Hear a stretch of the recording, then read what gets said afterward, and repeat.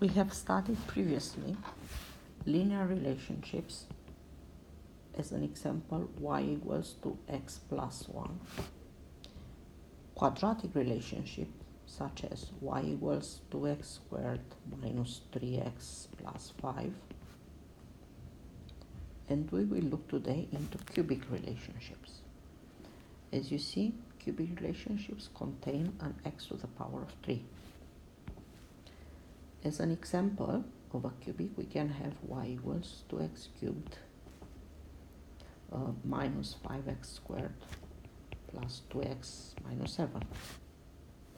Another example could be y equals 3x minus x squared plus 5x cubed plus 1.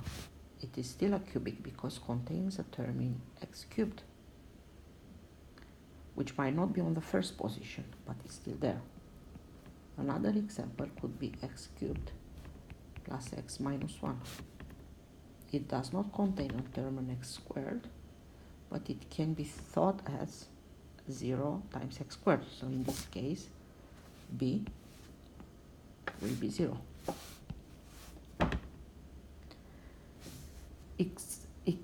Non-examples of cubics are x cubed plus 2 over x.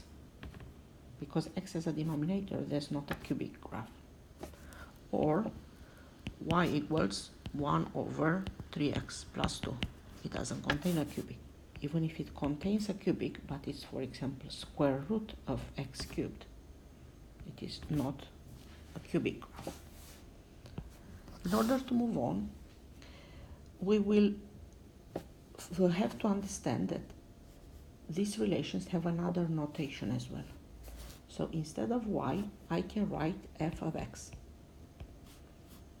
Let's take an example. For y equals x cubed plus 1, I just take a very simple one to focus on the concept rather than algebra manipulation. I can write f of x equals x cubed plus 1. What is the difference? If in notation I want to find what is y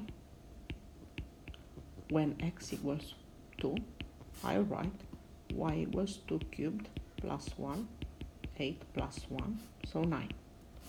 So I will have to use a lot of language. I will have to say when x equals 1, y equals 9.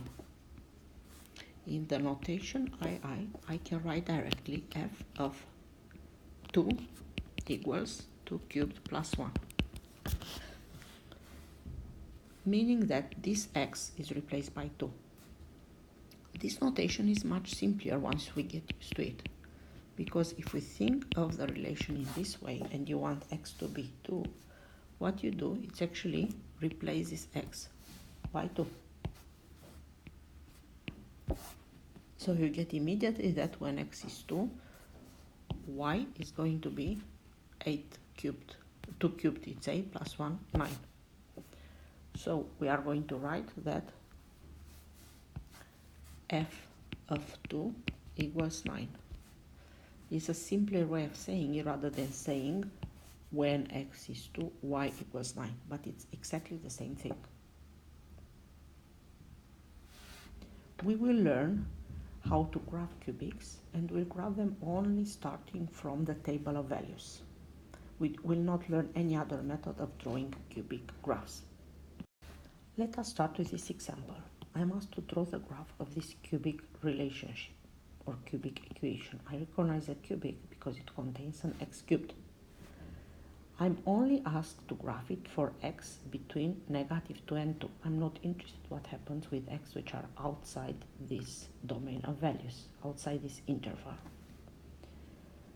Textbook suggests the following method, which we are not going to use. We are going to use a simpler one. So, for x between -2 and 2, the textbook takes -2, -1, 0, half, 1, and 2. And then we'll break down the calculation of each of the terms forming the cubic. So we have one line for 2x cubed, one line for calculating 2x squared, one line for negative 4x, and one line that adds them all to get the value of y. We are not going to use this method because we are going to use our calculators in an intelligent way to get directly the values of y, and we will see how.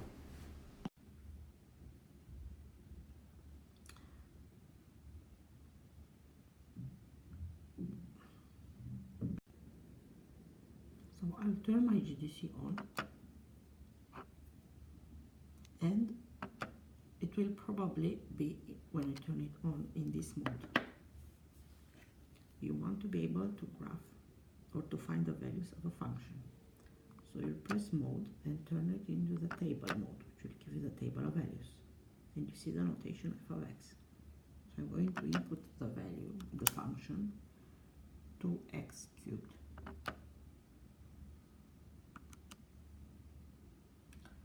plus 2x squared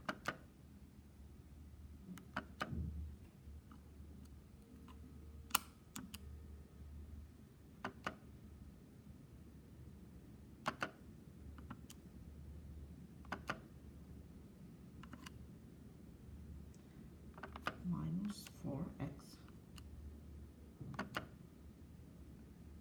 equal. I'm asked for a starting value. I will start from negative 2 as per my table and end up at 2. But the step should be a half because here it's a jump of a half. So start at negative 2, end at 2 with a step 0.5. Otherwise it will not go through my point half. And now I'm ready just to record my values. So for x equals negative 2, the value of y is 0. I do not need the value of for negative 1.5. I need the value for negative 1. For negative 1, the value is 4. I do not need negative 0.5, but I need 0, where the value of y is 0. I do need 0.5, where the value is negative 1.25. And then for x equals 1, the value is 0. I don't need 1.5, but I need 2, where the value is 16. Here you see now the final product. But first I'll look at the table of values and graph. X equals negative 2, y equals 0. So this will be my first point, corresponding to this point here. X equals negative 1, y equals 4, at this point here. X equals 0, y equals 0. X equals half, y equals negative 1.25. X equals 1, y equals 0. X equals 2, y equals 16. And then I'll draw a smooth line, and the graphs of cubics have an S shape through these points, as smooth as I can. And this will be the graph that I was expected to draw.